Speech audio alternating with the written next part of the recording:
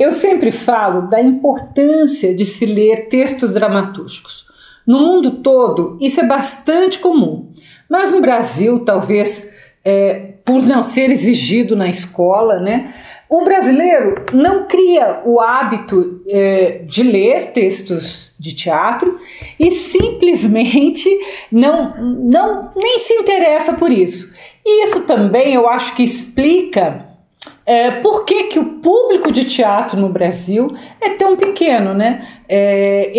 As crianças e os jovens não têm tanta intimidade com o teatro como a gente gostaria que eles tivessem. Eu comecei aqui no canal pelos textos de Shakespeare. Por quê? Porque mesmo séculos depois, né, o teatro atual que se faz no Brasil, que se faz no mundo, ainda é baseado nos principais conflitos humanos que o dramaturgo inglês expôs em suas peças, né? Então, Shakespeare ainda é atual. Mas eu sei que muita gente acha difícil ler Shakespeare. Primeiro porque os textos são em verso e porque muitos termos ou palavras a gente não usa mais, né? São palavras que caíram no desuso, estão no dicionário, mas na linguagem coloquial a gente não usa. Então eu fiquei pensando em qual dramaturgo que tem textos de qualidade e que também seja fácil de ler. E aí eu cheguei, então, no maior escritor americano, dramaturgo americano, ganhador do Prêmio Nobel, Eugene O'Neill. Eu escolhi Longa Jornada Noite Adentro porque é a sua peça mais autobiográfica, né, e que nos ajuda a entender a obra. Eu sou Miriam Bevilacqua, peço que você deixe seu like, se inscreva no canal, que é muito importante. O que é rubrica? A rubrica em um texto dramatúrgico é aquela indicação que aparece entre parênteses, né? Que o autor faz de como ele gostaria que os atores agissem em determinada cena, em determinada fala. Por exemplo, o escritor indica se o ator tem de caminhar pelo palco, se ele tem de chorar, se ele tem que sentar, se ele tem que esconder o rosto. Tem um monte de indicação para fazer. Tem escritores que fazem muitas rubricas e outros que são bastante econômicos nas rubricas. Uma curiosidade, eu escrevo para teatro, né? É que uma vez um diretor de teatro que estava dirigindo um texto meu comentou comigo que minhas rubricas eram tantas que era óbvio que eu desejava dirigir a peça, através do texto, claro, né? Não como diretora, mas através do texto.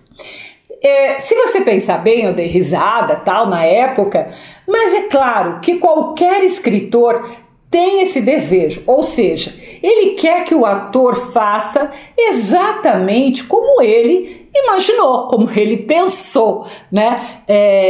Não é uma regra, o diretor pode mudar tudo, o ator também, mas o escritor faz isso na hora que ele escreve um texto de teatro. O Eugene O'Neill, ele faz rubricas bem explicativas e justamente por isso eu acredito que os seus textos teatrais sejam mais fáceis de ler. Ele funciona, né, quase como um narrador, claro, guardadas as devidas proporções, né? Porque rubricas são sempre curtas, né? Pode ter no máximo ali um parágrafo. E ele é um dramaturgo realista, tá? Então ele vai estar sempre retratando, ficção, mas sempre pelo olhar realista. Longa Jornada Noite Adentro é um livro bem pequenininho, que você lê muito rapidamente e eu já disse antes, ele é uma excelente porta de entrada para a obra do O'Neill, porque permite que você conheça a vida do escritor, já disse, ela é autobiográfica, e porque essa vida dele vai explicar muito outros textos que eu vou falar aqui no canal.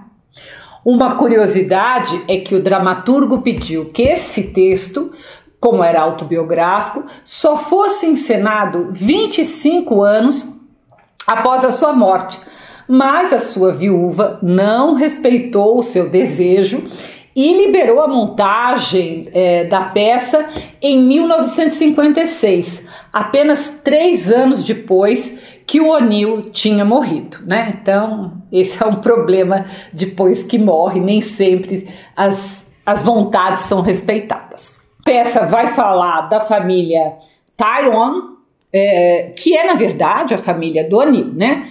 Vai contar que seu pai era um ator que nasceu na Irlanda, mas imigrou para os Estados Unidos, né? E era muito pobre. Então, quando ele se torna ator e começa a fazer muito sucesso, né? Ele tinha um grande talento, mas ele vai preferir os sucessos fáceis, comerciais. Tanto que ele vai fazer durante muitos anos o papel de Dante, que é o personagem do Conde de Monte Cristo. Então, ele troca o prestígio pelo dinheiro. Mas, mesmo tendo bastante dinheiro, guardado bastante dinheiro, ele é um avarento, né? Ele mora com a família em hotéis de segunda classe e não tem ali uma casa para ser seu verdadeiro lar. E isso vai marcar profundamente a vida da mãe do O'Neill, que se torna uma mulher muito triste e depois uma dependente de drogas, né? Então os filhos e a própria esposa culpam o marido por isso. A peça se passa em uma pequena casa que o pai do O'Neill comprou só para passar o verão, mas que constantemente a mãe lembra a ele e a todos que aquilo não é um lar, porque nem as reformas necessárias elas foram feitas. Eles passavam ali poucos meses, então o pai não queria gastar com isso. A peça começa de manhã, ali no café da manhã, e ela termina por volta da meia-noite, ou seja, é apenas um dia, né? Uma noite, que justamente por causa do título, né? A noite é uma jornada, né? Mas apesar de ser apenas um dia, ela consegue retratar muito bem a dinâmica familiar da casa do escritor ali.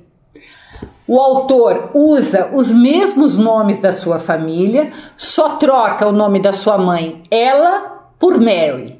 E o pai, James O'Neill, também na peça será o James Tyrone, né? Entretanto, o dramaturgo, ele usa para si, não Eugênie, que é o nome dele, mas ele vai usar o nome do irmão falecido, Edmund. E na peça, a mãe vai chamar o irmão falecido de Eugênie, né, melhor falando. Ou seja, há ali uma troca de nomes. Já o irmão mais velho, como na vida real, também se chamará James como pai. E como na vida real, ele será um bêbado irrecuperável que tenta levar o irmão mais novo a trilhar o mesmo caminho que ele, ou seja, o fracasso, tá? Então ele é uma má influência ali para o Eugênie, né? Tanto na peça como na vida real. O momento da peça é 1912, juventude do dramaturgo, e o momento em que ele descobre, como na vida real, que ele está tuberculoso.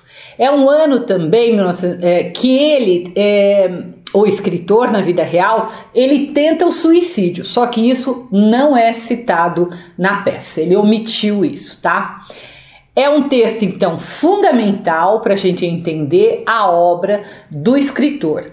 Vamos lembrar que O'Neill, ele escreveu dezenas de peças, como eu já disse antes, então é considerado o maior dramaturgo americano, né? E que influenciou muitos outros, inclusive influenciou o nosso brasileiro Nelson Rodrigues. Por quê? Porque ambos têm personagens que vivem à margem da sociedade, personagens marginalizados.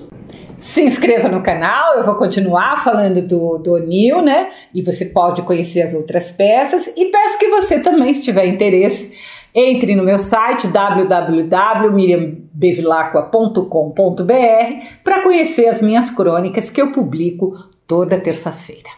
Obrigada!